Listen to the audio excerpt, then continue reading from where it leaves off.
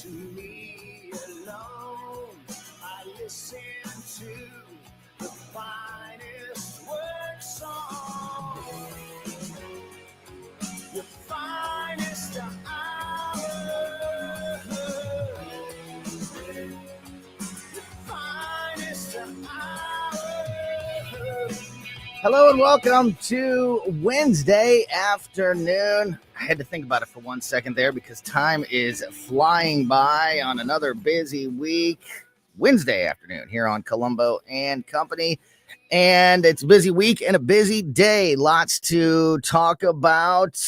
Benjamin Netanyahu's visit to the White House, the continuing controversy around confirmation hearings, the tariffs with Mexico and Canada, Iran responding to Donald Trump's executive order yesterday, and so much more. We are going to cover it all as we roll through the afternoon today. We're also going to get you a full update on what's happening locally with the Missouri legislative session, as we are going to talk to our Missouri political insider, Rodney Boyd. He's going to join us in just about 15 minutes at 2:20 this afternoon. We're also going to talk to our buddy Danny Define a little bit later on. And with all that crazy news, we'll have a little bit of fun and lighten things up a little bit just after 3 o'clock when we open up Closest Cabinet. We talk to our buddy Mark Close from KC95 and the sponsor of Closest Cabinet, Skip Weber. Again, that all happens at just after 3 o'clock. But to start things off on this busy news day, when you've got a lot of news to talk about, you go find somebody who can, give you the scoop on these things better than anybody I know, and that is the great Larry Connors from Larry Connors USA. Thanks for Thank you, in here Tony. to start the show with us. Great to see you, buddy. I appreciate. Always glad to be part of your program and get a chance to speak to your audience as well. Thank you. Thank you. So I want to get into some of these stories that I just touched on, but also and you and I were just talking about this off the air right before the show, because this news just sort of hit, and it's not even one of the top headlines. It's just a little blur, but it just happened about an hour ago. Reports out of the Capitol that Mitch McConnell, the senator from Kentucky, of course, fell down the steps at the Capitol and was picked up by fellow Republican senators here. This is literally all the information that we have.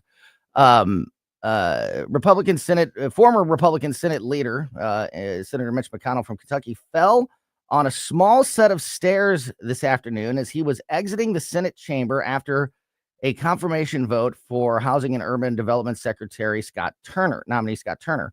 McConnell, 82 years old, fell down the stairs and was quickly assisted by Senators Steve Daines and Mark Wayne Mullen. It's not clear whether he suffered any injuries, but media at the Capitol have been told that the senator is okay. But I mean, I hope he is, and we don't know how many steps. They say 1 step, 2 steps, or more. A small set of steps. And then how did he land? Right. When you get to be that age and you suffer a fall, they can all be serious in the end. But it underscores an underlying issue of Mitch McConnell. He's getting up in age, as we all will. I've lost sight in the lower right eye to the extent that if I'm going downstairs, I used to just look ahead and walk. Now I had to really look for the steps. Because I don't trust, plus the loss of balance. As you get older, you begin to have that. But his mental acuity, I couldn't testify to, but he's still in Congress. And that's just another reason, like, get out of the way. Let somebody else in there. And of course, he did not run this last time and not going to run going forward. Right. He got out of the speaker position, which he should. Yeah. But I think it's, and the reason I bring it up it is exactly what you touched on there, is because, we need to always be equal in how we cover and talk about these things. And I always, it's the same thing as Biden. Flip test. You're right. Right. If we're going to be very critical about people like Joe Biden or John Fetterman, who has actually proven to be much more capable than I thought he would be, after suffering the health issues that he suffered. But if we're going to be very critical about, folks like that, we need to be honest about people like Mitch McConnell. You have to call balls and strikes. Yeah. Can't have any sacred cows. Yes. And they all get the same treatment. And I agree again in this case with Mitch McConnell. I think it's time for him to step aside. Yeah. And they should do it now while he's not going to run again. His governor could probably appoint someone to fill the seat until the next election if he just do it now. Mm-hmm. And of course, they're up for election in 2 years, in 26 again. Every member of Congress will be facing an election. Yeah. So make a decision now, put someone in. My guess is that Mitch McConnell is not the kind of person that is going to like to be told what to do. I have no doubt about that, but at some point, right? So I don't know. Put on your big boy pants and sit there and yeah. listen to them. Yeah, that'll be a very difficult conversation to have. I don't think it'd be more difficult than what they had with Biden. Yeah, that's true. Get out of the way. Yeah, that's true. That's true. So we'll have to see how that goes. And I also wonder if, because Senator McConnell has been at the center of headlines, recent news, specifically confirmation hearings, one of the 3 Republican senators that have, dissented against Donald Trump and the rest of the party for Hegseth and, possibly RFK Jr. and Tulsi Gabbard. We'll have to see how that all plays out. I wonder if that plays into if Senator McConnell, this is all speculation, obviously, but we know that this is not the first thing. He had the moment of freezing up and a couple times. And I think I misspoke when we go speak. I think I called him Congressman.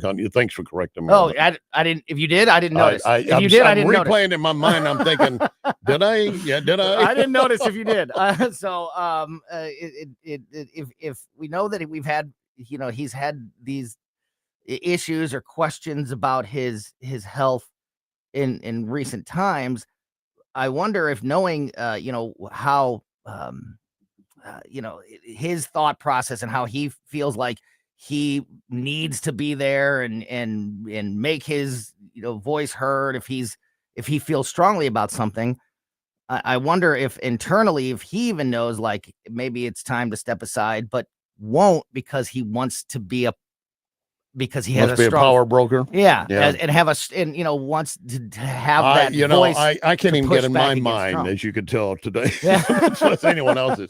But the bottom line is, there's going to be a change. Yeah. I'd say make it now, in advance of the election, have that person serve for a period of time. Yeah. And then if they can run and claim the seat through the election. But what do you think about the upcoming confirmation votes for RFK Jr. and Tulsi Gabbard and, whether or not McConnell Bondi, as Pam Bondi got passed through last night. Yep. RFK Jr., it appears that it is going to happen. I believe Kash Patel will as well. That's taken. But the fact that they were punted Bondi down like they did it and now have approved it, to me, it gives thoughts that RFK and Patel and Tulsi will get in.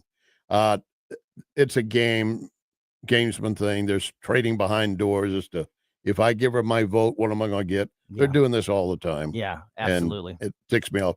Although Fetterman, by the way, it did cross the line to step up and support Bondi and her nomination. Who knew that he would be the voice of common sense? I've been very surprised. I have coming from the Democratic Party. There's still plenty I disagree with John Fetterman about. Yeah. But at least he seems to have some, common sense when it comes to. Well, in the meantime, talking about people that think has lost, quote, common sense, is if they thought he had any. Trump we should buy Gaza. We should take over Gaza and make it the Riviera of the Middle East. On one hand, that has some appeal, but several nations, even the UK, saying no way. And of course, the other concern is if you do, does that mean U.S. boots on the ground? You got to clear all the areas out. He says other nations are willing to help pay for it. We turn it into a big mecca.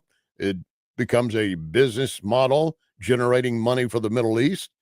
And it's way outside the box. But, who says decades from now it couldn't? In fact, I mentioned I was thinking about it for tonight's program. Yeah.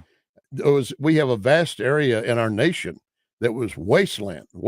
Nobody wanted to do anything there. You couldn't do it now anyway. It's at the edge of a valley called Death Valley, Las Vegas. Yeah. No, and now look what it is. Yeah. Once air conditioning came in. Right. If you didn't have air conditioning, they still wouldn't have it. You know what else you could say that exact same thing about is Disney World. Yeah. Where the Swampland. worthless land Yeah. in Central Florida Yeah. that Walt Disney bought and is now the tourism capital of the But then the again, world. who wants to tour it, be somewhere in Gaza in that area in Yeah. the future? Well, in the future, maybe things have calmed down. Yeah. Trump made it very clear to Iran, you're not going to have a nuclear weapon, but we can have a mutual treaty, work together with you. We want to see you and your people advance.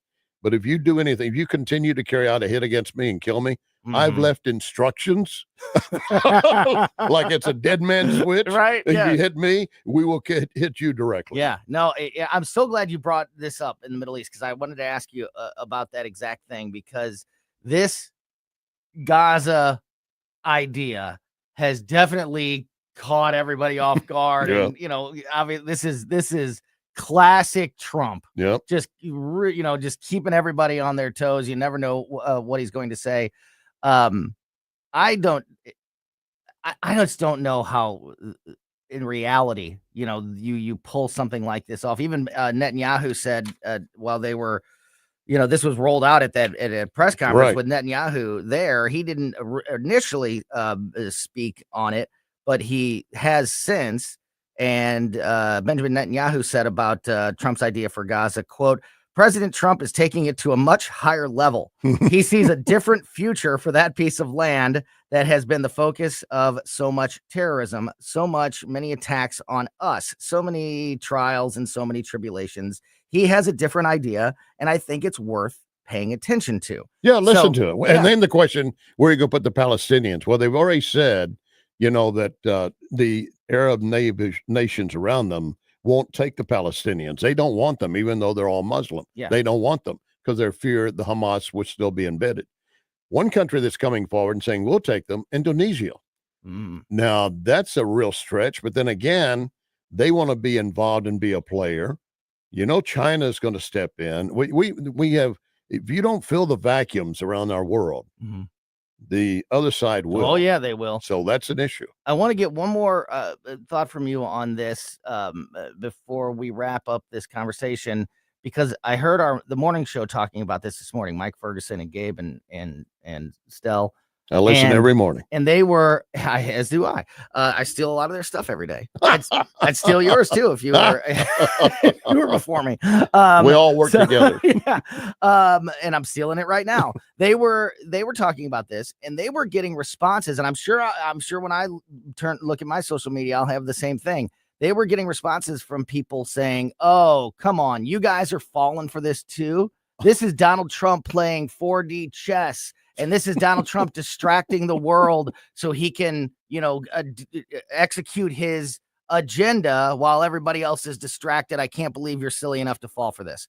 One, I don't know that that's what's happening. Two, I hate that take because if it is, again, like I said earlier, flip test it. Yeah. How would we react if Joe Biden was lying to the American people just to distract us so he could do his thing? And this is just a presentation of an idea. Yeah. And he stated it from the president. When he states it, you attribute. Yes. I mean, amen. You can knock it down or you can build it up. Yeah. But you didn't manufacture it. Right. It happened. Do you think he's playing? Do you think it's a joke? Yeah, no. I don't either. I don't know that he really is.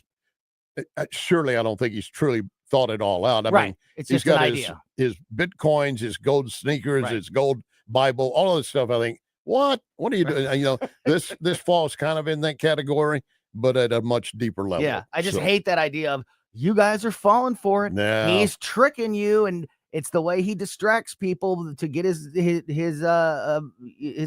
Yeah, like the left says, you're falling for the fact that he's not a dictator, right? And he's trying to root out all of the FBI and DEI. Yeah. Well, yeah, we are, because we want, and they're not pledging loyalty to Trump. They're pledging loyalty to our nation and our Constitution. Larry Connors, USA, every night, 6 o'clock here on News Talk STL. Larry, thanks for a little extra time today. Always appreciate it. Yeah, I'll expect the checks in the mail. You got it. No problem. Go see Jeff and Joe. They've got the extra bonus in there. All right, we're going to roll along here. We'll get back into some of these national and international issues. We talked to Danny Define at about 2:40 this afternoon, but we are going to switch the conversation and get an update on local news and what's happening with the Missouri legislative session in Jeff City when we talk to our Missouri political insider, Rodney Boyd, next.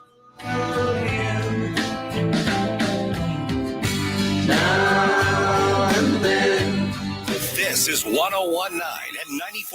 I have to tell you, if this is how they're going to behave, I'm rethinking my position. News Talk STL. Attention St. Charles, looking for a local spot that satisfies all your cravings? Mario's Donut Restaurant is your place to go for breakfast, lunch, and dinner. From mouth-watering sandwiches and omelets to delicious gyros, Mexican dishes, salads, and wraps, we've got it all. And don't forget our famous donuts. They're so good, they'll make your eyes glaze over. Dine in or carry out. Our friendly staff is ready to serve you with love and care. Mention News Talk STL when you visit. Call 636-447-4515 or visit mariosdonutrestaurant.com. Stopped on the perfect Valentine's gift? We've got you covered. News Talk STL wants to help you paint the town red with your special someone. Enter our Valentine's contest at newstalkstl.com, and you can win an incredible prize package from the area's finest. Don't let Valentine's pass you by. Visit newstalkstl.com to register now. Brought to you by Jules on Hampton, Trolley Stop Bakery, Patricia's, and Viviano's Festa Italiano. I'm Dr. TJ, owner of the Institute of Natural Health, co-owner of Optimal Nutraceuticals, and the host of Wellness 101. Wellness 101 is designed to cut through the nonsense and provide you common sense, science-based information regarding health and wellness. On the show, we discuss topics like thyroid health, gut health, hormone optimization, and many others. Our show airs Saturdays at 10 a.m. and 2 p.m. and Sundays at 11 a.m. and 3 p.m. right here on News Talk STL. For more information, visit us at inhstl.com. That's inhstl.com. The Allman Report. Hey, Wednesday on the Allman Report, it's the return of the great Rick Pogue. It's the Allman Report Wednesday on News Talk STL. Jamie Allman. Weeknights at 8 on News Talk STL.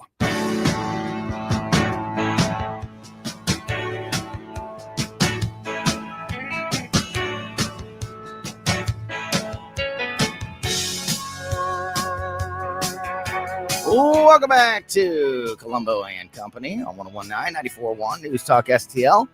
In just a minute, we are going to talk to Missouri political insider Rodney Boyd and get an update on what's happening locally around the state of Missouri and also what is happening with the legislative session in Jeff City. First, I want to quickly remind you, Valentine's Day right around the corner, and we have a chance for you to paint the town red this Valentine's Day and win some great Valentine's Day presents. And all you have to do is go to our website, newstalkstl.com. We have teamed up with a whole bunch of great sponsors and local businesses, and we are giving you a chance to win presents from a whole bunch of these great businesses. Again, all you have to do is go to our website, newstalkstl.com, and you will see great sponsors like Newstetter's Fine Jewelers, Harry J's Steakhouse, Papa Bear Popcorn, and more.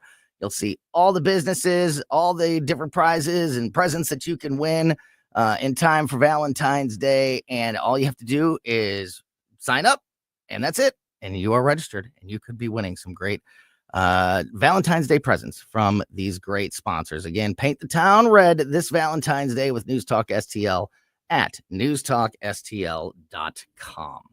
All right. Rodney Boyd, our Missouri political insider, I think is on the line with us. Rodney, are you there? I'm here. Yes, sir. Yes, sir. Awesome. I am well, sir. How are you? I'm good. I'm in the state capitol. What else could I be but inspired and encouraged? You know? So what is let's just start with that. You know, we also get a weekly check-in from Justin Sparks, Missouri representative. He'll be with us tomorrow exactly at this time, 24 hours from now, and we'll get another update from him. But what is what's the latest coming out of the legislative session there in Jeff City? You know, it's funny today. Right now, I thought that you and I were going to be talking about one of the most intense issues in the state, because it was reported to me this morning, not that long ago, that they were going to take up the issue on the Senate floor of the state taking over control of the St. Louis Police Department. And I've been waiting all day only to get over here at around 12:30 and find out that for some reason, which is above my pay grade, it's being tabled until next week.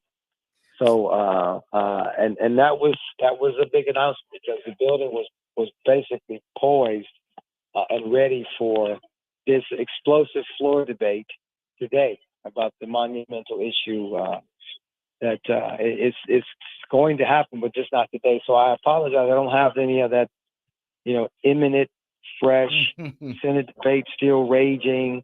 Let me tell you what they've been saying so far, because leadership, for whatever reason, decided to table the issue until next week.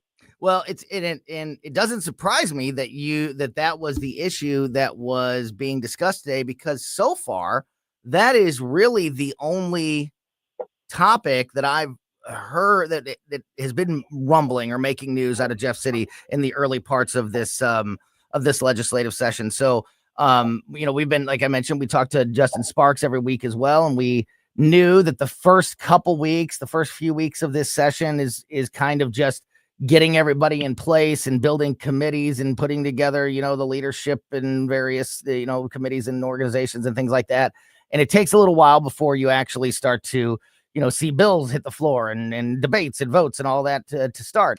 And now that we are finally, it looks like, reaching that point of the session where we're going to start discussing various pieces of legislation, the only one making any news is the state control of the St. Louis Police Department. Why is this issue the one that seems to be the focus of the legislative body at the beginning of the session? Because it's one of the issues we've talked about for a long time, but there's a lot of other ones that we've talked about a long time. Why is this the one that is getting attention now?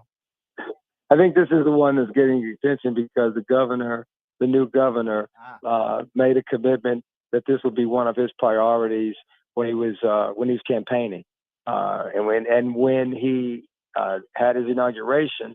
Of all the things that a new governor could talk about, this was one of the topics that he brought up in his inaugural address. And then last week, literally I believe it was Tuesday, he mentioned it in his State of the State as a priority, because he believes that this issue merits a sense of urgency, which is why everybody was bracing for this issue to come up on the Senate floor today. I mean, we had committee hearings on the bills last week. They were voted up and out of committee, and now they're on the calendar. So I think when you have a governor that is still at this point enjoying some high favorability from the legislature, they're getting along well. All I hear is that this governor has probably spent more time in the hallways, going to offices of reps and senators than any governor in maybe in a generation. So I think when he says something is one of his top priorities, it feels that way in the building. He also mentioned something that's getting a little bit of coverage, but nothing is consuming as much energy right now as the state takeover of the police department. He talked about wanting to eliminate the state income tax, and so there is a lot of conversations that are happening now around creating a plan, literally, to get us in the next 10 years to become another state where there is no state income tax. Sounds like a pretty straightforward topic. That is a very nuanced and very complicated topic, because so much of our state incentives that we don't talk a lot about on your show, but that are sort of in the lifeblood of our state, tax credits, tax this, tax that, all those would be effectively gone. You wouldn't need them. But so much of our state economy is sort of interwoven with these different tax incentives. So everybody now is starting to talk about, hey, you got a governor that wants also to start the process to come up with a plan to eliminate the income tax. So even though it's not getting the energy and headlines, Senate Bill 509, I think it is, has been filed. It's the mechanism to really look at putting together a plan to remove the income tax from Missouri. So, Rodney, what I am hearing from you is something that you and I have talked about over the last couple of months. It's been the same thing that I've heard from Representative Sparks, Senator Nick Schroer, other people that we talk to that are involved in the legislative process in the state of Missouri. And that is that after the election, we had hoped that this new governor, and sort of expected, knowing his past and his reputation, that he would be a much more hands-on, much more involved leader of the party in this legislative session, and just moving forward. And it sounds like, Rodney, that is exactly what has materialized. And much like what's happening in Washington, D.C., maybe the difference between the Republican Party in the state of Missouri in 2025 is different than in recent past years, because there is a strong, focused leader, involved leader at the top of the party. Is that how you see this starting to play out? No, I think it's exactly how it's on top. I was going to tell you, I had a conversation. I won't name the leader, but with one of the legislative leaders last night. We were at a reception, and I said, "How is it, sir? Having a governor that is more involved and involved?" He said, "Look, he said it's good, but it's intense." He said, "The governor has been to my office 5 times, and we've only been in session for 3 weeks." So he said, "What I'm thinking about telling the governor is, Governor, we're clear about your priorities. We haven't really done a whole lot, so maybe we meet every other week, or maybe even check in with me, or But it was a humorous thing. But he said, "I've never seen this." He said, "The governor has been to my office 5 times. We've been in session for this is roughly our 3rd week." Yeah. He's like, "If you would have told me that this would be happening, I wouldn't believe it."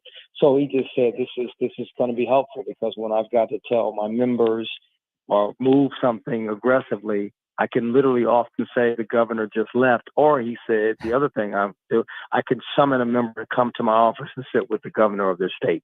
That is unprecedented. That's why you're seeing. I mean, the idea. I was thinking about this. The idea that you would have even heard the state takeover bill this early in session, is amazing, and it gets to the sheer intensity of a governor pushing something. Yeah. And you know what? I don't, as a Missouri citizen and voter, I don't mind that one bit. I don't mind that pressure being applied to the politicians and to the representatives and to the senators. I mean, maybe it's a little uncomfortable for them, but uncomfortable politicians, that is a good thing, in my opinion. So, no, I mean, so to answer your question, this is exactly what's happening. You've got an executive, not unlike you mentioned DC, that's about waking up every day and moving their agenda forward. And even though the media, and in terms of legislation, you do sort of one big idea at a time, I suspect this is going to prove to be, for this governor, on his police issue, on his tax elimination issue, on his early childhood initiative, on his tort reform. I suspect you're going to see, because he's not in there just talking about one issue, he's talking about them all, but there's a pegging order to how things move. I suspect you might see a very productive, from the governor's perspective, a very productive session, one like we haven't seen in a very, very, very long time. Yeah. But we talked about this. When voters give all the levers of power to one party, they expect those levers to be pulled in a way that is productive. And so I think that if nothing else, whether people like these things or not, you're going to see productivity. The people are taking their elected mandates quite significantly and seriously. Yeah, and is this the normal course of the timeline? Because I feel like we're always talking about Missouri issues, and whether it's session time or not, and I can't remember looking back, in recent years. It seems like there's always a lot of action, even at the very beginning of a session. And although we have had these conversations like we're having right now about particular issues, there really hasn't been any action yet. But like I said earlier, with talking with Justin Sparks, this is kind of the way that it does play out. Is this timeline accurate in your opinion? Is it moving? The timeline is accurate. Yeah. You and I will be talking about Wednesday after Wednesday, especially as we get to the middle of session. a lot of times, you and I, we've covered this for years, things will start out on what seems to be a very fast pace in the building and then ebb off, get locked into. That's what we're all trying to measure now up here. This feels a little different. Good. This feels like there might not be the mid-session ebb, and then we come back, and with 3 weeks left, you're trying to jam 1,000 bills through. That's kind of the normal motif up here. This session feels different, but time will tell. Time will tell. Only exactly. time will tell. Yeah. Yes, sir. Yeah, and there's always that budget. It seems like there's, you get the beginning of the session and everybody, the bills that they've been, stewing on for months leading up to the beginning of the session.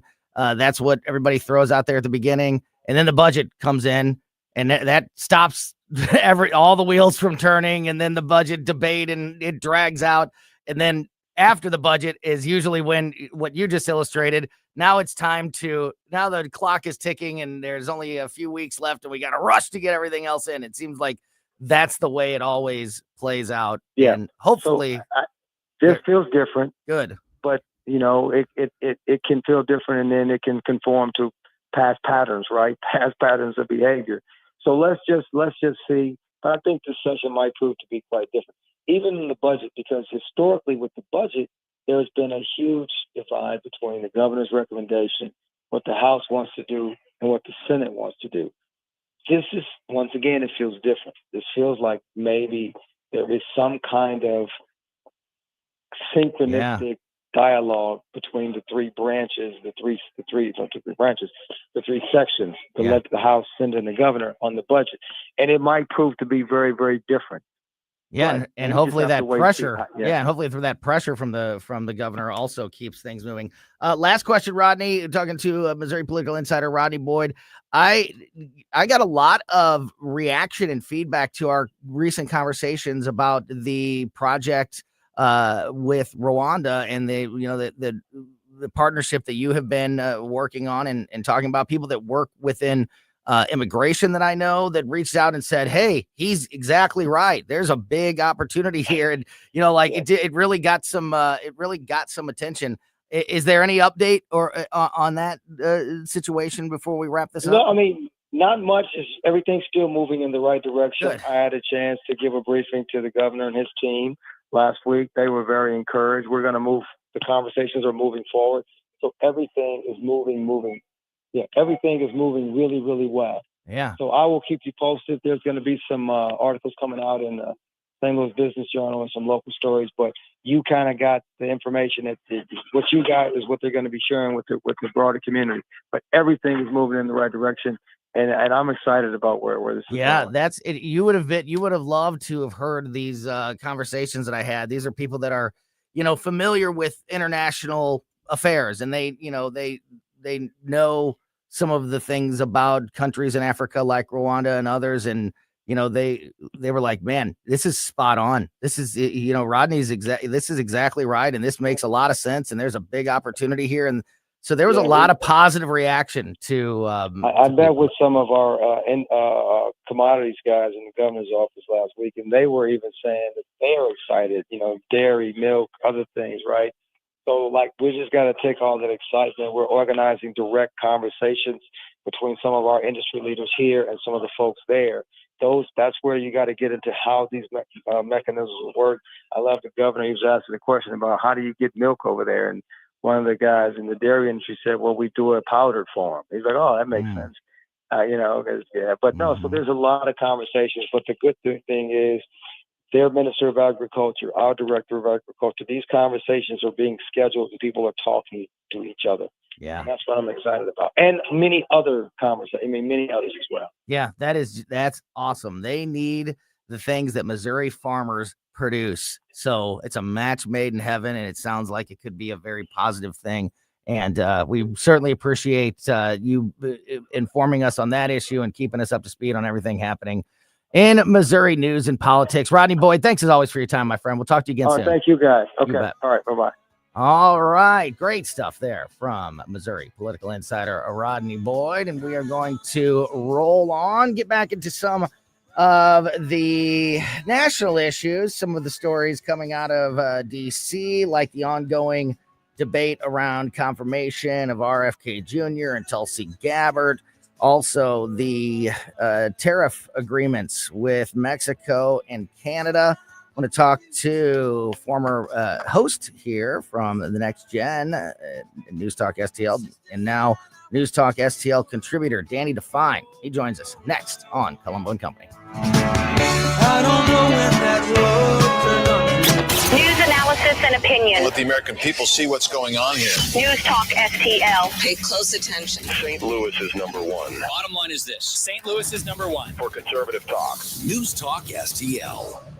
You know, if you have an electrical issue at your home or business, much like plumbing or car repair, if this is not something that you do for a living, if you're not an electrician or you're not a mechanic or a plumber, these are the types of things that can give you a lot of anxiety because you don't know who you can trust. It's so important that you have someone that you know is going to do great work and that you can trust, with your telling you the truth about the costs and all of that.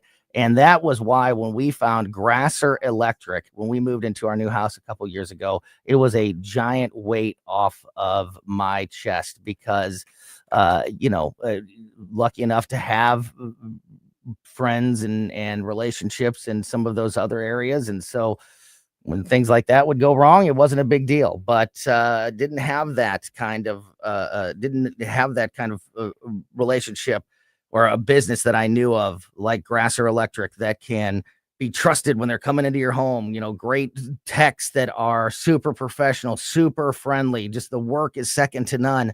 And that is exactly the experience that we have found now that we have found Grasser Electric. Grasser specializes in all electrical needs, ranging from large-scale commercial projects all the way down to simple home service needs, such as replacing a bad light switch. And we've had them do multiple things at our home. So I can speak to this personally, from kind of a larger project to some of those smaller, more basic needs. Grasser Electric has been awesome for us, and I know that they will be awesome for you. They also offer free quotes for new projects. So if you have an electrical problem or you need a quote for a new project or new work, you need to call Grasser Electric now. You can call them at 636-441-5200 or just go to grasserelectric.com. Hey, it's Vic Porcelli, and my favorite sandwich from Capriati's is the Wagyu beef French dip. So good. It's the au jus that makes it. And the Wagyu beef is pretty good, too. I love Capriati's, and you will, too. On Manchester at McKnight in Rock Hill. Hungry for the best steak you'll ever have? Head to the heart of Moscow Mills and discover Harry J's, a local landmark and family-owned steakhouse, serving up excellence since '98. From mouth-watering appetizers to decadent desserts, Harry J's has something for everyone. Enjoy our extensive bar selection while soaking in our friendly family atmosphere. Whether dine-in or carry-out, your meal is prepared to perfection. Make the drive to 300 Main Street and treat yourself to a taste of Moscow Mills' finest. Harry J's, more than a steakhouse. We're a tradition. Tim Jones and Chris Arps in the afternoon. Art Del Cueto, Vice President of the National Border Patrol Council. They say that it will cost us $3 billion to deport every single illegal immigrant. How much money have we already given other countries to defend their own borders? Is our country not worth defending? Are our borders not worth defending? Is the future of our country not worth defending? Tim Jones and Chris Arps, weekdays at 4 on News Talk STL.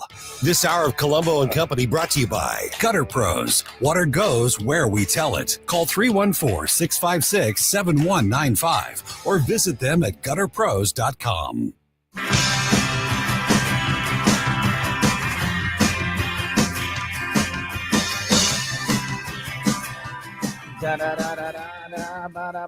Welcome back to Colombo and Company on 101.9 News Talk STL. Rolling through another conversation here with former host of the Next Gen here on News Talk STL, now News Talk STL contributor Danny Define on the line with us. And Danny, it's been a few weeks since we have had a chance to talk, and boy, has Donald Trump hit the ground running, and there is a lot to catch up. If you miss just a couple days, if you haven't talked to somebody in a couple days, there's so much to catch up on.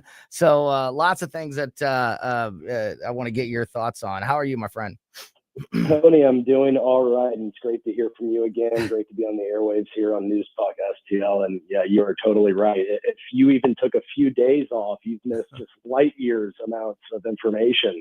It has been, we had Operation Warp Speed back during COVID, but this first, 14, 15 days now since Trump's been in office, absolute warp speed. It's really tough to keep track of all the headlines because you wait a couple minutes and you just get another groundbreaking headline. Yeah, in fact, as we speak, Donald Trump is signing another executive order. This is a daily ceremony at the White House where we watch the president sign a stack of executive orders. And right now he has an office full of female athletes, and he is signing an executive order to protect women's sports, and just made the quote that women's sports are going to be just for women from now on. This is a big hot button issue for me. I have a daughter who is an athlete, so this hits home, and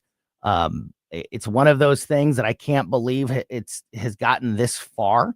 I can't believe we've gotten to the point where we're talking about and have seen biological men competing at some of the highest levels, in college and the Olympics and other places, biological men competing in women's sports. It's crazy that it's gotten this far, but it is very satisfying to see finally some leadership and some common sense action on something like this. What are your thoughts? It absolutely is, Tony. And I don't know if you had a chance to watch the White House press briefing earlier today, but what a fresh breath of air that Caroline Leavitt is compared to what we have been dealing with the last few years. Yeah. Whether it was Jen Psaki or Karine Jean-Pierre, but a reporter asked Caroline Leavitt earlier this morning, what message to the schools that don't comply with this new order banning boys and girls sports, what would the message be to them? And Caroline Leavitt responds with, well, they should, because it's going to be federal law in about an hour and a half. There you go. Yeah, exactly. She just hands out. Yes. I thought Trump's former press secretary was dynamite, and she was. I'm blanking on her name right now. Kayleigh McEnany. Kayleigh McEnany, yeah. But Caroline Leavitt is just she's been on fire lately. Yeah. And you need that, though. You need, as somebody that's representing the White House, and Trump always, no matter what he seems to do, there's always a ton of controversy and a ton of strong opinions behind it. So having her out there as the spokesperson, I think, has been fantastic. Yeah, it's such a great point. If you just look at Trump's press secretaries and just in the way that those press conferences go and the way that he deals with the media, starting with Sarah Huckabee, and who became Sarah Sanders, and then on to Kayleigh McEnany, as you mentioned, and now with this new administration, Caroline Leavitt. I mean, it is night and day compared to Jen Psaki, and especially Karine Jean-Pierre, and also Danny. And we remember this from the first Trump administration, but after 4 years of Biden, you kind of forgot how much Donald Trump himself talks to the media every day. It seems like I'm in here on the air and I'm looking up at the television, and Donald Trump is either at the White House, like he is right now, talking about this executive order to protect women's sports. He's talking to the press, or he's standing next to the helicopter or on the lawn or at some event talking to the press. We never saw Joe Biden speak to the press, and when we did see Karine Jean-Pierre or Jen Psaki, there was a lot of dodging of questions and skirting around the issues and misinformation. Now we have a president that directly speaks to the media on a near daily basis, and a press secretary that just tells it like it is. It is such a refreshing difference. It is. We've said that since day one, Tony, back when Trump got elected the first time back in 2017, or took the White House in 2017, that hate the guy or love the guy, where he stands on things. He's extremely transparent. He gives, I think, a lot of times gives the media almost too much time. He doesn't need to stand up there and answer some of the ridiculous gotcha questions, as great as his responses are, because Trump always serves it back 100 times better when they try to ask him a gotcha question. Mm-hmm. But yeah, it is such a stark difference, stark contrast between what we're seeing already with Trump and Joe Biden, which was completely MIA for years there up in the White House. And it is a beautiful thing to see. And like you said at the beginning of the segment, there's just so many things happening right now, but the meltdown with so many on the left, these Democrats are just, it's fantastic. I actually saw a tweet earlier. Somebody said, I haven't seen the Democrats this mad since we took their slaves away. If you remember the party of slavery. You're exactly right. They were the party of slavery, the party of segregation. And much like on those issues hundreds of years ago, where they, even though the country had, the vast majority of the country had, turned on them and did not agree with the Democratic agenda anymore. We're seeing that again now. I talked about a poll yesterday that showed, overwhelming amount of American voters support the deportation of criminal illegal aliens. And we still have Chuck Schumer, yesterday complaining that Trump's tariffs and the way he's behaving at the border is going to mess up everybody's Super Bowl parties because beer and guacamole is going to cost more. I mean, like, they are so freaking beyond cringy and so out of touch. I had to take a hot shower after that with Chuck Schumer up there. Yeah, he had his Modelo beer, he had some guacamole, and he's lecturing us. And Chuck Schumer, the quote unquote public servant, is worth an ungodly amount of money. Yeah. And I'd love to get to the bottom of that, how he has made millions of dollars being a quote unquote public servant. And he's going to stand up there and lecture us about prices going up at the Super Bowl because of these Trump tariffs. And you mentioned with the outrage of the deportation of illegal immigrants. The first thing is everybody wants to talk about, the illegals, sure, you can deport the criminals, but what about the ones that are just here not minding their own business? But the thing is, you broke the law when you illegally came into the country. So technically speaking, of course, there's people that are far worse, that are gang members, homicides, criminals, murders, things like that. Of course, those should take priority for the deportations. But at the end of the day, coming into the country illegally is a crime in itself. And the thing with these different protests you're seeing now across the country, I was in Vegas last week and then Miami. So two cities that illegal immigration, clearly affects them even more than it does up here in St. Louis. But you see these videos on the local news of these migrants protesting, but they're waving the flag of their country of origin, Mexico, Venezuela, and burning American flags, protesting the Trump administration. Well, it's like, if you're going to wave your flag where you came from, your home country, with this much pride, why don't you just go back if it's that great? And if America's that bad and you're burning the American flag in the middle of the highway, then what are you doing here if you hate the country that much? I just don't understand that. You're so exactly right. If you're going to come here and you're going to wave the Mexican flag, the Venezuelan flag, the Guatemalan flag, whatever it may be, then and burn the United States flags, then why are you trying so desperately to come to the United States? And it's another issue, in a very similar situation was happening at the White House in the last 24 hours because of Benjamin Netanyahu's visit. There's people surrounding the White House waving Hamas flags and Palestinian flags. And it's one of those, just like we talked about a moment ago with the boys playing women's sports issue.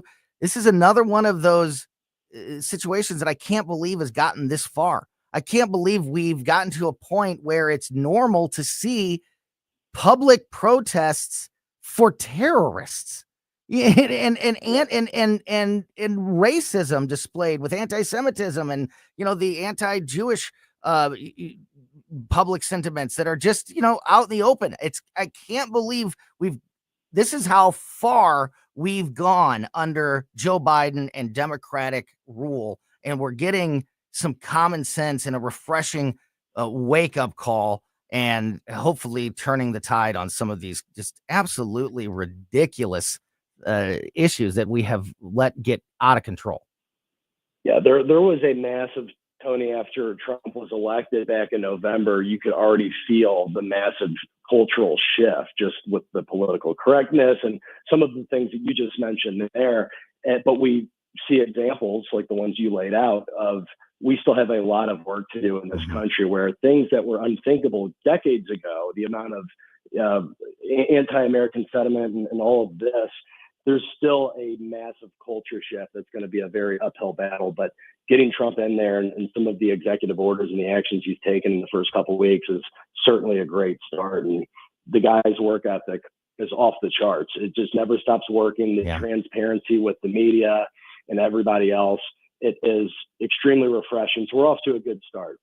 Danny Define, great stuff as always, my friend. And I look forward to talking to you again next week, where I'm sure we'll have a whole brand new list of issues and headlines to discuss. Thanks for your time as always, and have a great day, my friend. We'll have some fresh material next week. As always. You got that right. Yeah. Thanks, Danny. Great stuff there. That is Danny Define. We are going to open up Close's cabinet in just a few moments. Mark Close from KC95 and Skip Weber from Weber Chevrolet will be joining us. We'll have a little fun with those guys, and then we'll dive back in. We'll get you the details on this executive order that Donald Trump is signing right now on protecting women's sports. I'll get you the information on exactly what is laid out in that executive order, and we'll get back into some of those issues. Also want to remind you, I mentioned right before we talked to Danny about your opportunity to go to the website, newstalkstl.com, and register to win a bunch of great prizes in our Paint the Town Red Valentine's Day giveaway. You can also win tickets to see Jason Aldean on our website. Go to newstalkstl.com, and right after you register for the Valentine's Day presents, register to win Jason Aldean tickets. Jason Aldean is coming to the Hollywood Casino Amphitheater on July 19th, which just so happens to be our fourth? Yes, will be our fourth birthday here at newstalkstl.com. And we are giving away tickets. And just like with Valentine's Day, all you have to do is register and you could win. It's really just that easy. So get more information about that concert and register for those Jason Aldean tickets now at newstalkstl.com. All right, keep it here. We're going to lighten it up a little bit and have some fun when we open up Close's cabinet with Skip Weber and Mark Close next on Colombo Company. Follow us on Rumble at News Talk STL. News Talk STL is proud to have Doug Voss of Safe Money Radio as part of our lineup each week. Doug has been a staple on the St. Louis radio airwaves for many years as one of the leading financial experts in the area. You can now hear Doug and Safe Money Radio 3 times every weekend on News Talk STL. But in case you miss anything, you can check it all out at DougVossSafeMoneyRadio.com. You could also reach Doug at 844-6766. That's 844-676-7233. Doug Voss is a registered representative. Securities offered through DHL Securities, LLLP. Member FINRA and SIPC. Dr. Randy Tobler here, and I know that when you're looking for a dentist, you have to make sure you choose a dental practice that's compatible with you and the needs of your family. Well, I'd like to tell you about my dentist, Dr. Dan Cusimano, and his partner, Megan Dwyer, and their team at Advanced Dentistry at St. Charles. The great team at Advanced Dentistry of St. Charles can accommodate all of your cosmetic and restorative needs because their passion is general dentistry. Implants, crowns, bridges, even dentures, that what you need the most is what they'll provide in a personalized, focused way. And they can provide therapeutic and cosmetic options like Botox and dermal fillers. Get to know them and all they have to offer by calling 636-978-0226 or visit them on the web at advanceddentistrynow.com. That's Dr. Daniel Cusimano and Dr. Megan Dwyer at Advanced Dentistry of St. Charles. That's Advanced Dentistry Now, 636-978-0226. Or visit them on the web at advanceddentistrynow.com. New officers are eligible for a $5,000 hiring incentive. I'm Officer John Van Gordon, recruiter with the Springfield, Missouri Police Department. We understand that finances can hold you back from changing careers and following your dreams. That's why our in-house training academy is paid with benefits from day one. If you're driven, team-oriented, and community-minded, we want to talk to you. Visit gospd.com today and learn more about applying to our academy. Brought to you by the Springfield, Missouri Police Department. KLGY HD3 Clayton, K270BW Belfast, KNVS Bowling Green. This is News Talk STL at 1019, 94.1, and always streaming at newstalkstl.com. Breaking news this hour from townhall.com. I'm John Scott. New Attorney General Pam Bondi says she's grateful to President Trump. I will not let you down. I am truly honored that you have asked me to take on this role, and I will make you proud, and I will make this country proud. Bondi denouncing prosecutions against the president as political persecution, and she refused at her confirmation hearing to rule out potential investigations into Trump's adversaries. Also at townhall.com, correspondent Jennifer King reports a suspect is in custody after a mass workplace shooting in Ohio. Police in the Columbus University District have arrested Bruce Reginald Foster III, the suspect in a deadly mass shooting Tuesday night at his workplace, KDC 1, a large cosmetics company warehouse in New Albany, Ohio. One person is dead and 5 people were wounded by gunfire. ABC 6 talked with his neighbor Luke, who lives next door to the suspect, and witnessed the arrest. Shouted, just raise your hand, and they just handcuffed them. New Albany Police Chief Greg Jones says the investigation is underway and a gun was recovered at the shooting scene. We have 1 confirmed fatality. We have 5 that were transported to the hospital. Audio courtesy WSYX WTTE. I'm Jennifer King. An Oklahoma board rejecting clemency for a man sentenced to die for fatally shooting a woman during a 2005 home invasion robbery. A decision by the Pardon and Parole Board clears the way for 57-year-old Wendell Grissom to die by lethal injection on March 20th. A Texas man convicted of beating and suffocating a Dallas area pastor in his own church, facing execution this evening. Stephen Llewellyn Nelson condemned to die by lethal injection for the 2011 killing of 28-year-old Reverend Clinton Dobson. On Wall Street, a higher close. The Dow was up 317 points, and the NASDAQ Composite added 38. More on these stories at townhall.com. The following is not an actor, but a real-life story from Trinity Debt Management. My debt problem started probably about 2016. I needed my life to change financially. I called Trinity and I ended up joining based on high credit card bills and high interest rate. And my counselor at Trinity has been great, and Trinity has been helping me to get on the right path of paying off these credit card bills, bringing down the interest rate. They have consolidated my bills into one low monthly payment. And now I am finally getting out of credit card debt. So I just want to say thank you, Trinity, for showing me a better and greater path. If you're in debt and you need help, call Trinity at 1-800-990-6976. My name is Sharon, and soon I will be debt-free for keeps. 1-800-990. From the Michaels Flooring Outlet Weather Center. Spotty drizzle and rain popping up this morning with cold air in place. We're in the 30s, but the threat of icing and slick travel should miss St. Louis to the north. Showers become more numerous from late this afternoon into the evening. Temperatures climbing into the upper 30s. Might even hear a rumble of thunder during that time. And then rain winds down and slides south overnight. We'll wake up close to 40 tomorrow morning. Partly cloudy Thursday afternoon. Not a bad recovery. Up to a mild 52 tomorrow. That's your first alert forecast. I'm meteorologist Matt Chambers. This hour of News Talk STL, brought to you by Jewels on Hampton, paying some of the highest prices for your gold, silver, diamonds, and more. Call 314-752-5000 or visit jewelsonhampton.com. Fox News commentary. And just like that, El Salvador will not only take their own violent criminals back, but their president has even offered to take ours. I'm Tommy Lahren. More next. When I started skiing, I didn't think about setting any records. When I won my first race, I didn't think about how many more I might win. So when I made it to the top of the world, it never crossed my mind to stop. Being the best isn't the same as being your best. There are no shortcuts to the top, so find the people who help get you there. I'm Michaela Schifrin, and that's what Team Stiefel means to me. If you're an advisor or an investor, choose Stiefel, where success meets success. Stiefel Nicholas and Company Incorporated, member SIPC and NYSE. Past performance is no indication of future results. Investing involves risk. Consult a financial advisor before making any investment decisions. Just a few weeks ago, when the world at large walked all over us, foreign nations not only send us their worst, but refuse to take them back. Those days are over. Under the leadership of President Trump and the diplomacy of Secretary of State Marco Rubio, we can add El Salvador to the list of countries that have wisely come to the table. Not only has El Salvador agreed to take back its own violent gang members and criminal migrants, their president has also generously offered to imprison violent deportees from other nations and even the U.S. Now, I'm not sure we can just ship American convicts to El Salvador, nor should we, but the offer alone proves the skilled leadership of our president and his chief diplomat. For too long, the world has outsourced its gang members, thugs, and criminals to the U.S., but under this administration, the new memo is return to sender. I'm Tommy Lahren, and you can watch my show, Tommy Lahren is Fearless, at Outkick.com. Listen anytime. It happens Anywhere.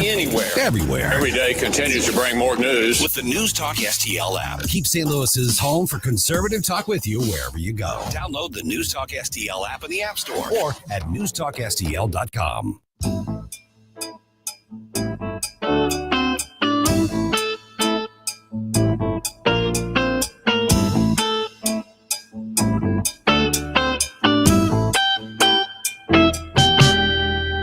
Walk your street,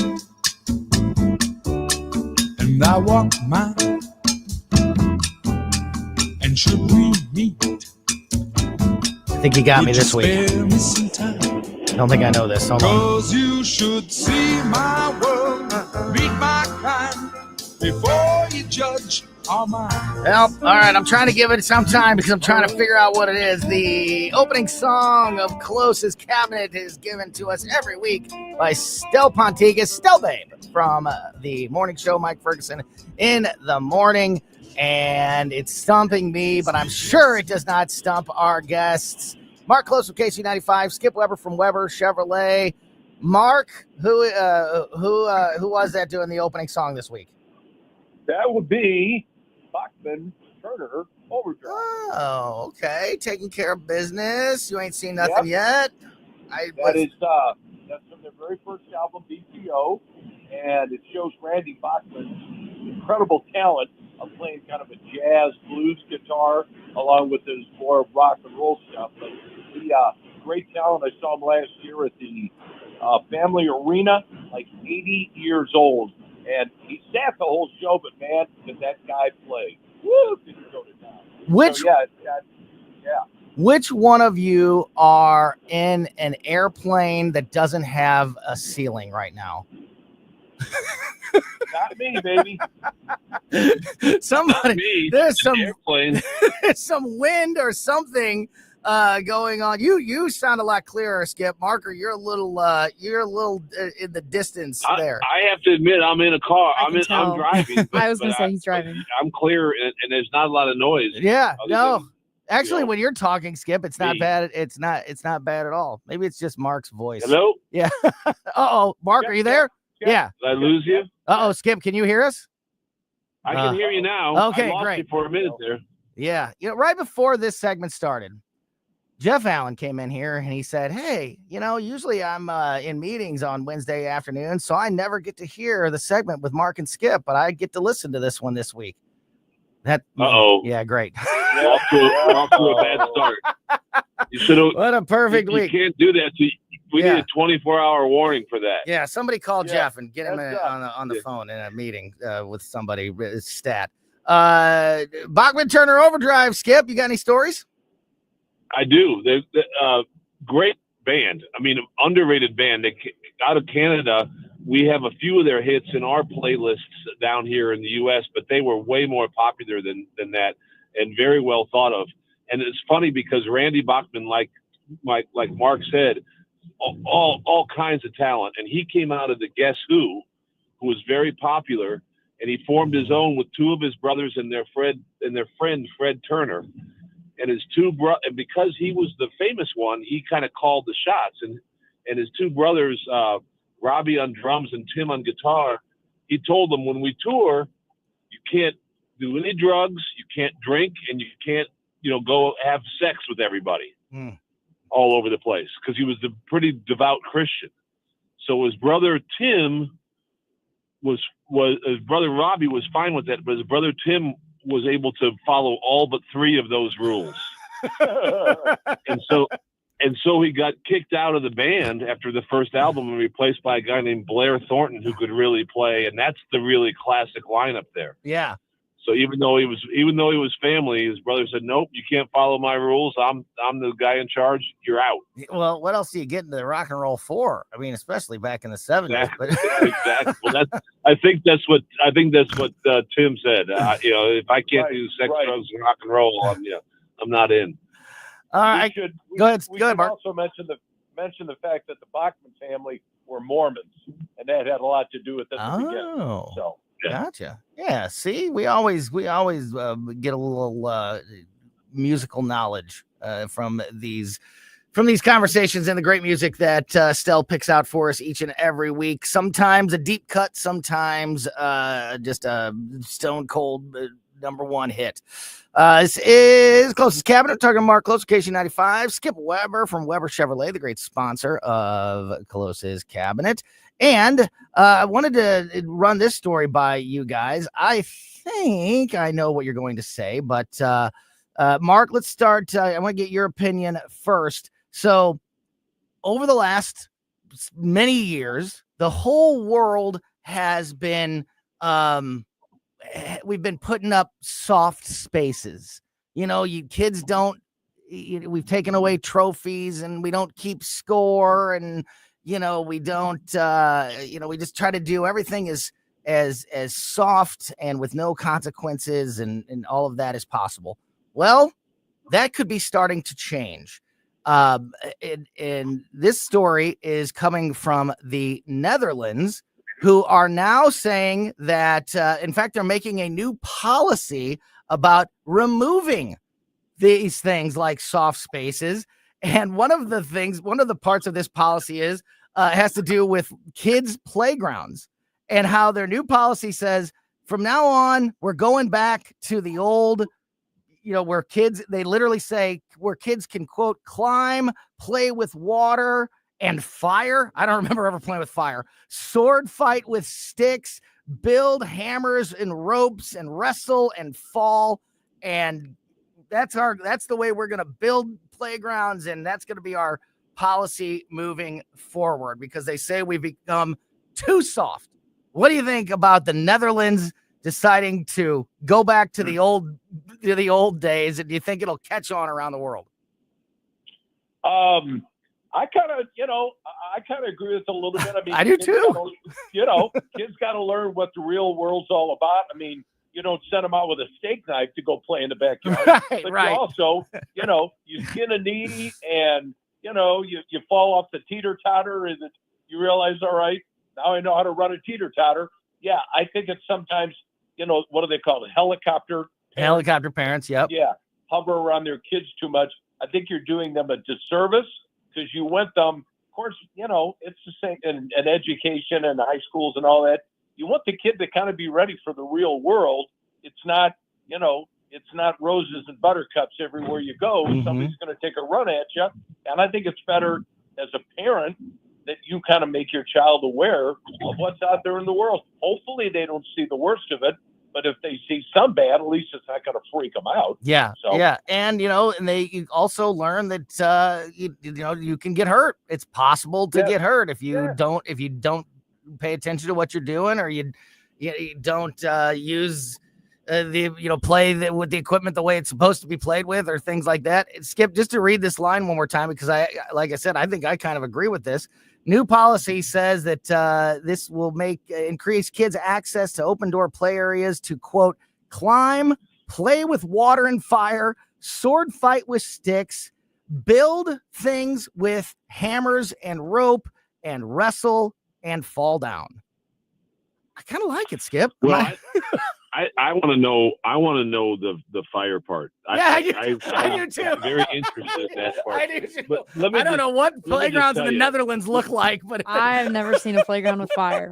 What they need to do is bring back those merry-go-round things, where the self-push merry-go-round. Oh, There's not a greater wounder of kids than that, and we all survived it. It was terrifying.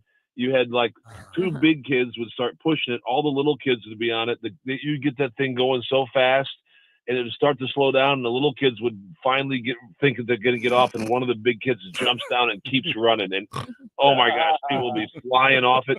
That thing right there, the fact that we all survived childhood, right? You've got to be tough.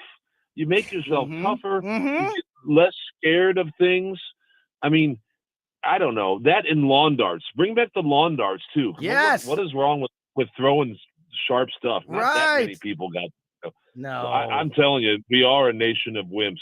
And you know, you look at the amusement parks now, everything is thrill rides and everything's horror movies and Right. scaring people. Why are we making people who are mentally, you know, immune to this stuff, but soft, Yeah. you know, physically? And Yeah.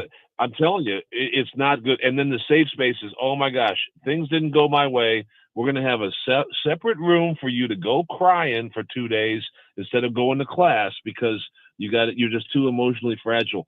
All that stuff is absolutely horrible. Yeah. Yeah. Or taking away winners I'm all and about caring about feelings. yeah. I'm all about caring about feelings, but you got to toughen up. Yeah. Yeah. Toughen up. Yeah. And if you're playing a game against another team, there's a winner and a loser. That's I mean, we keep score and there's a winner and a loser. I totally agree. I got to tell this story because I don't know when this will ever be relevant.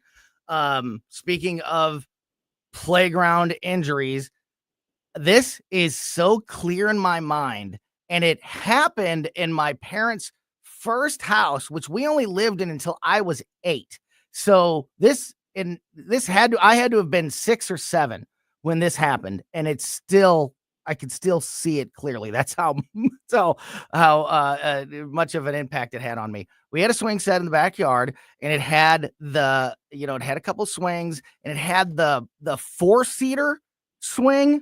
You know what I'm talking about? Where kids, 2 kids on each end could sit on it and it would swing back and forth.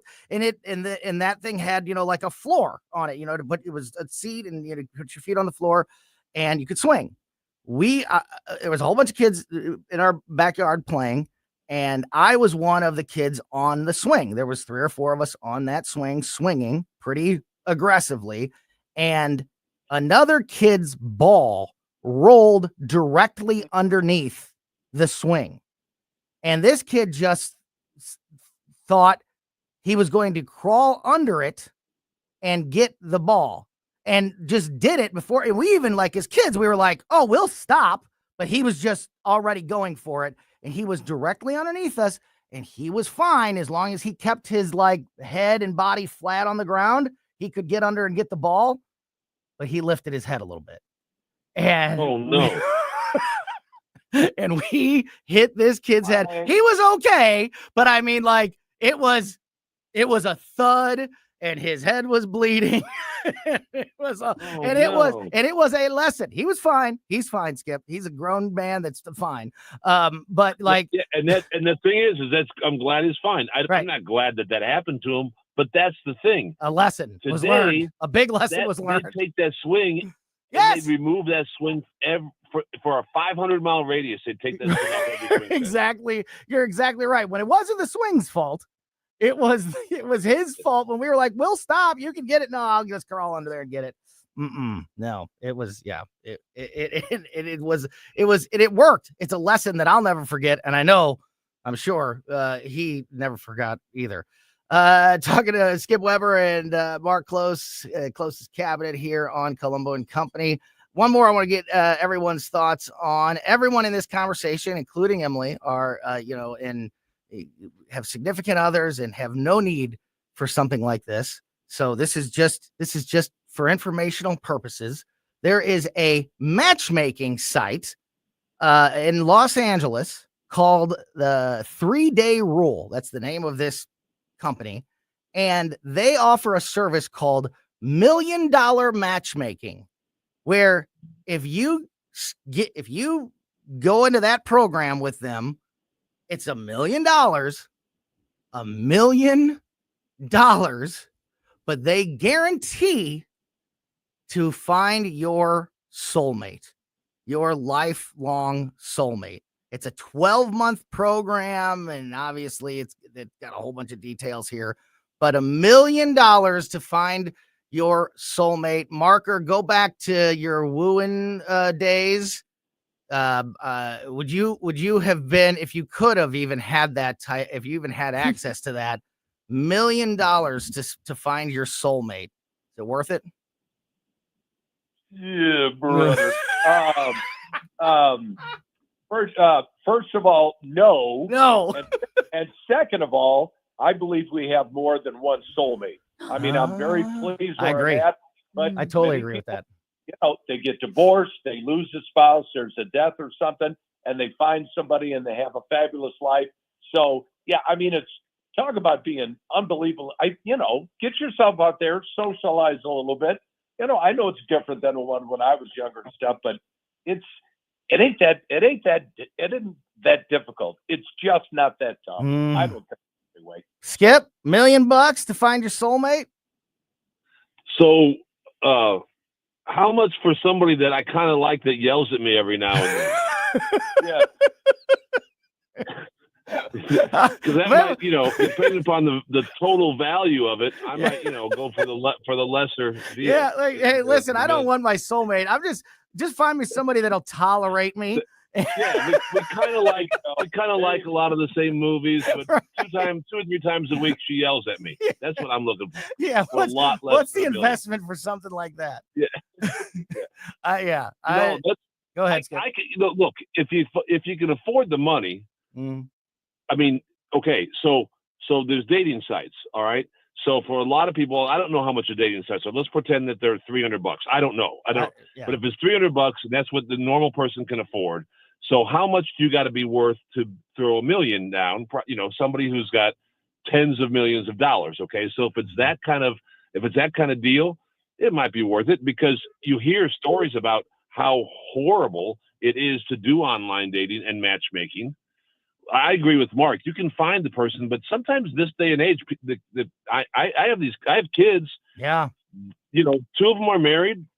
It wasn't that easy. Yeah. And I don't know. It's just who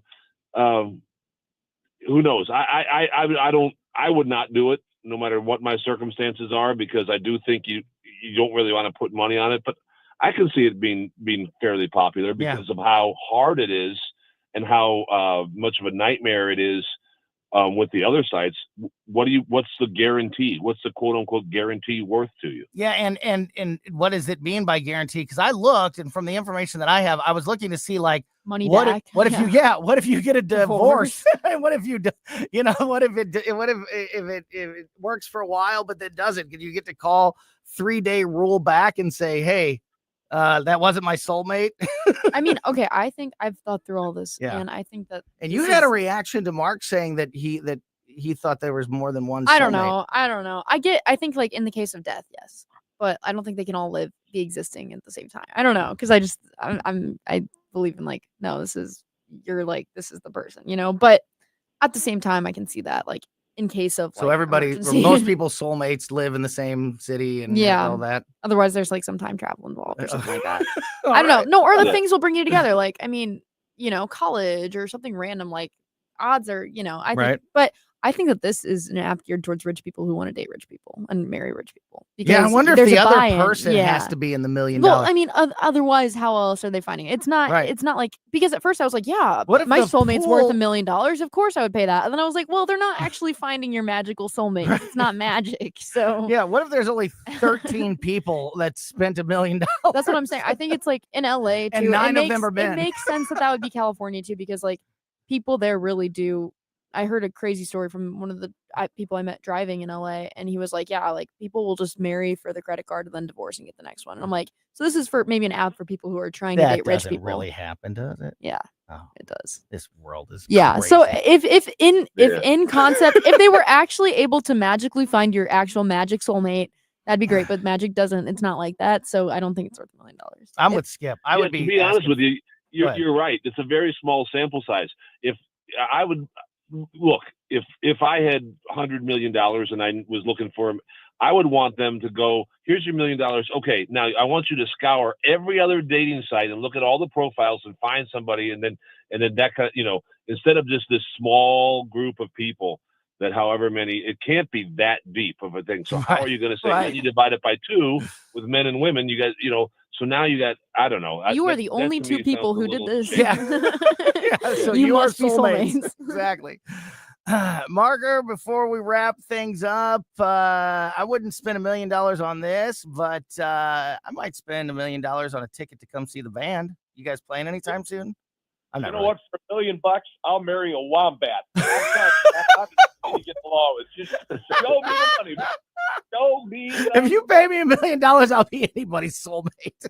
Yeah, so we're playing our next gig. It's coming up Sunday, the 23rd of this month at the Dog Prairie, and that's 3 to 6 on a Sunday afternoon. Continuing with the day drinking, making a big comeback nowadays. And yeah, they're out there in St. Paul, Missouri. Just look it up, Close Quarters 2Ks, and check it out. Thank you very much. Yeah, you bet. And Skip, we talked last week about how we're already, through the first month of the year, and I got to give a quick shout out because we're going to be doing some traveling in the next couple of weeks. Maggie has a couple of out of town gymnastics meets, and so we're going to be doing some driving. And anytime that something like that's coming up, I always take the car up to Creve Coeur to my guy Dave there in your service department. Her car needed an oil change anyway, and just a couple of things, a check on a couple things, and it's up there right now, getting an oil change, getting some new tires, and making sure that we're all good for these trips that we're going to take. And as always, just can't say enough good things about your service guys there at Creve Coeur. I know it's something we talk about every week. It's a focus of yours, and it really, really shows. So what's the latest at Weber Chevrolet? Well, we got our new month numbers on the reputation score, the reviews and such, and we're the top 3 again.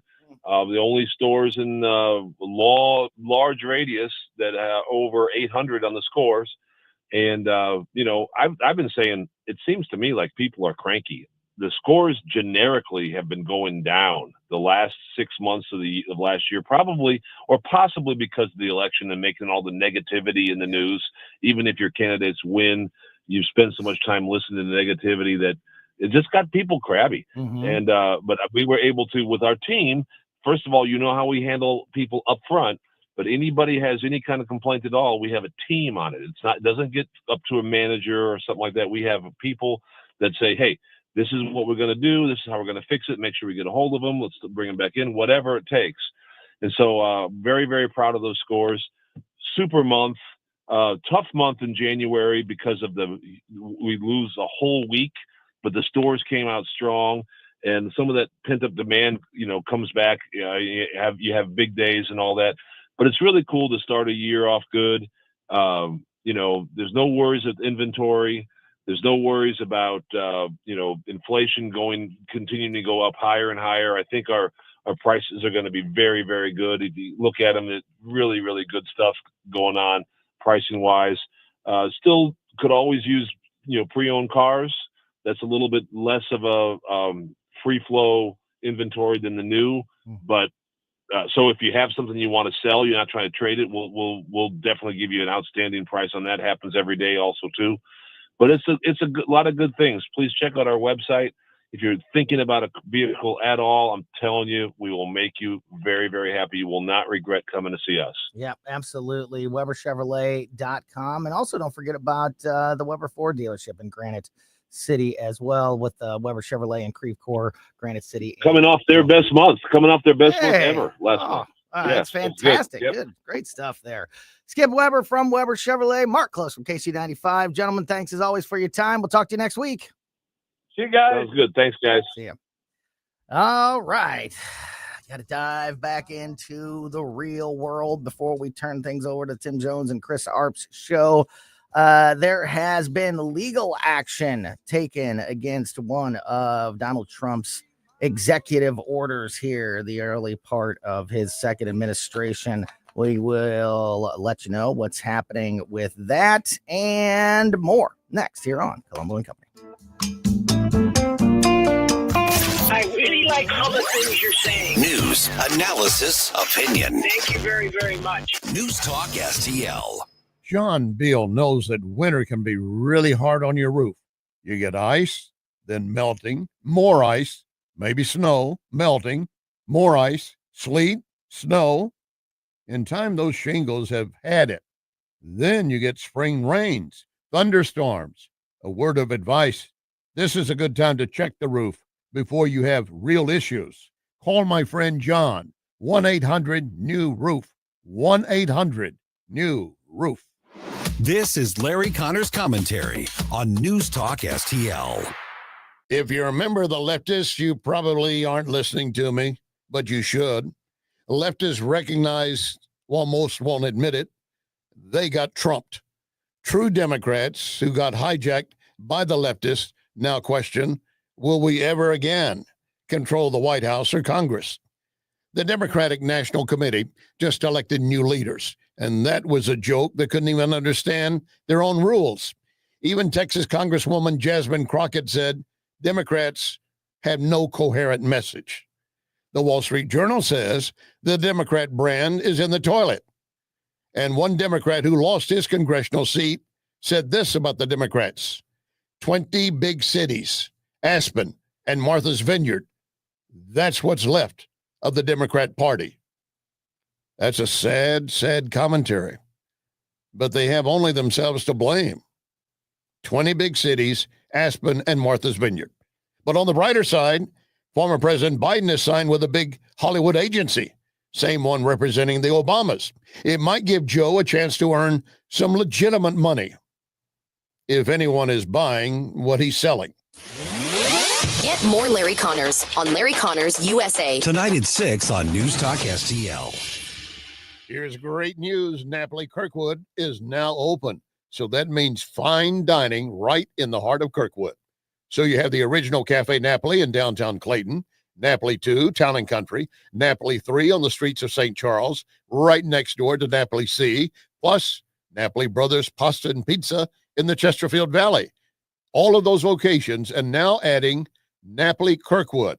What a great place to dine. Napoli Kirkwood, now open. Stopped on the perfect Valentine's gift? We've got you covered. News Talk STL wants to help you paint the town red with your special someone. Enter our Valentine's contest at newstalkstl.com, and you can win an incredible prize package from the area's finest. Don't let Valentine's pass you by. Visit newstalkstl.com to register now. Brought to you by Jules on Hampton, Trolley Stop Bakery, Patricia's, and Viviano's Festa Italiano. Hey, if you're 50 or older, you do not want to take any risk with your money. In fact, you want Leslie Consulting. My friend Bob Leslie can show you a gain and retain plan. Means that you never lose. Plus, you get up to a 20% bonus on day one. Leslie Consulting, a leader in brokerage and risk management. 314-721-0066. LeslieConsulting.com. Tim Jones and Chris Arps in the afternoon. Attorney General Andrew Bailey. I just realized who you remind me of now that you're rocking the beard. Do you and J.D. Vance get mistaken for each other? Uh-oh. You guys could be brothers, I think. Yeah, which is a good thing. We served in Iraq at the same time. Our nation's in a good spot with this administration coming in office. Do you wear eyeliner? I do not. I'm not quite that cool. Tim Jones and Chris Arps, weekdays at 4 on News Talk STL. Ackerman Toyota is number one in sales for 2024. That is 2 years in a row. It's really no surprise. Ackerman has the largest customer lounge where you can relax, take your time choosing new or premium pre-owned. Ackerman at Hampton and 44. AckermanToyota.com. Thank you for making Ackerman Toyota number one 2 years in a row. AckermanToyota.com. Ackerman Toyota for life. On the next Larry Connors USA. The latest on the Trump cabinet nominees and the investigation into the D.C. Reagan air crash. Larry Connors USA. Now weeknights 6 until 8 on News Talk STL.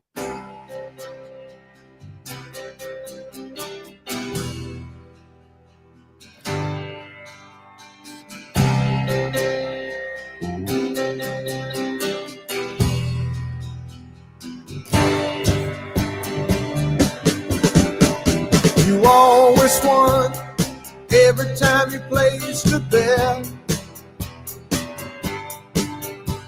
You're still damn good. No one's gotten to you yet.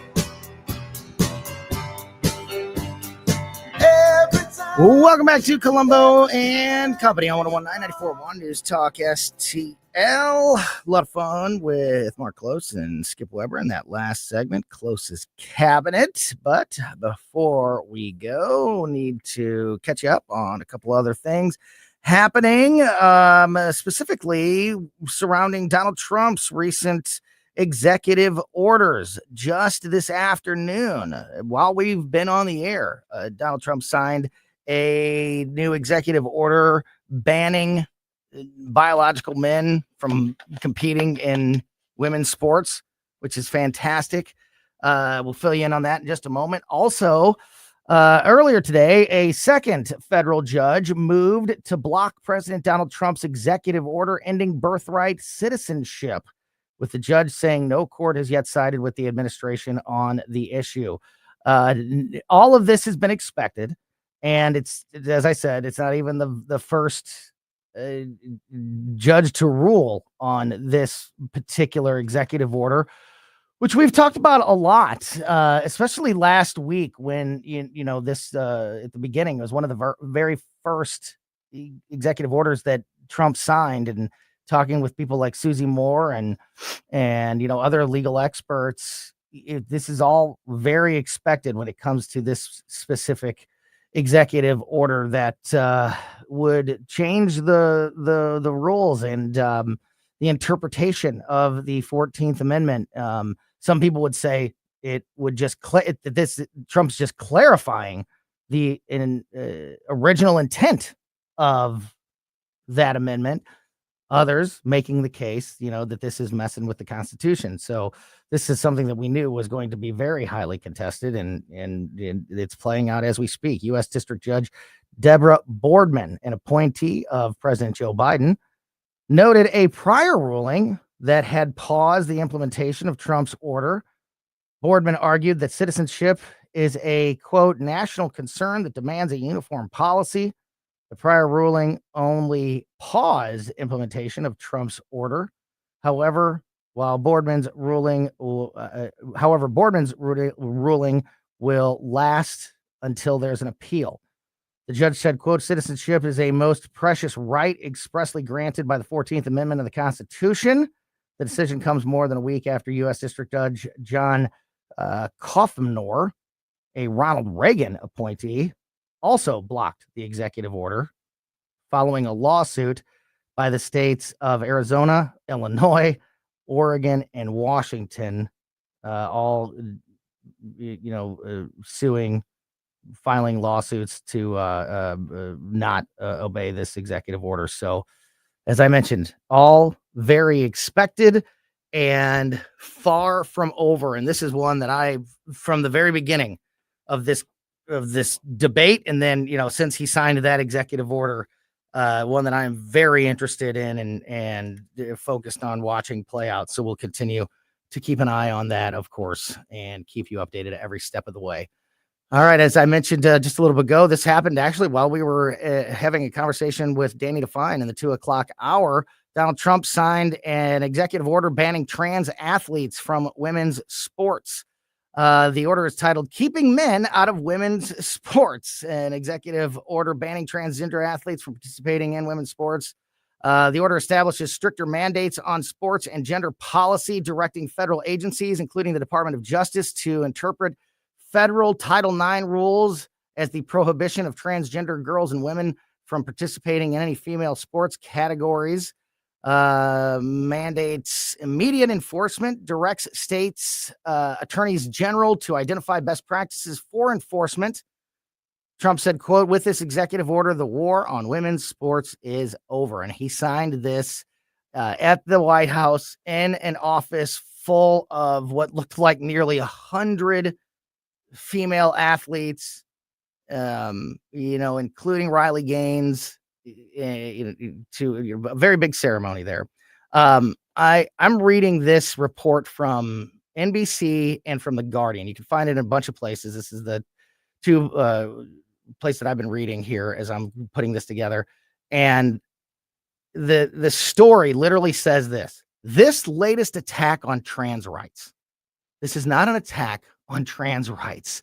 This is protecting women. This is protecting female athletes. How many more stories do we have to hear from women who said that they are changing in the locker room with fully intact male athletes standing next to them and being told that they are the ones that are the problem if they're uncomfortable with that or they feel unsafe or have any problems with this issue, that they can go to a different bathroom or they can leave the locker room if they are uncomfortable changing clothes next to a man.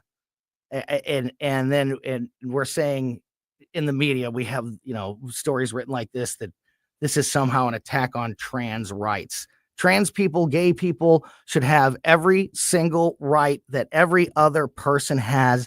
It is not your right to go into a girl's bathroom or girl's locker room or play a sport that is not, you're not the same gender of. I mean, it's not a rights issue. Almost out of time. Do you have a thought on this? I always, those stories where people would have quotes like, "Oh, I know I was going to lose the race before I even ran it," just because it's just unfair. I'm like, well, that's good but I'm wondering, how does that apply to bigger level sports? Because does this apply to college and also it directs Olympic the and Olympics? All that? There is a there is a part of the order that directly talks about how the U.S. Olympics team should be handling this, or the Olympic Committee, the United States Olympic Committee, and then also about anything that the federal government can control, and also directs state attorneys general to apply this across the nation in their individual states. I'd be curious to see if any trans Olympians there's going to be a whole I was lot thinking about this right now. There's going to be a whole lot of fallout from this, but as we mentioned earlier, it's just common sense, in my opinion. And the fact that we have to make laws to enforce common sense shows you how far we have truly gone crazy. All right, that's going to do it for Colombo Company. We're back tomorrow at 2. Keep it here. The O'Reilly Report is next, followed by the Tim Jones and Chris Arp Show on News Talk STL.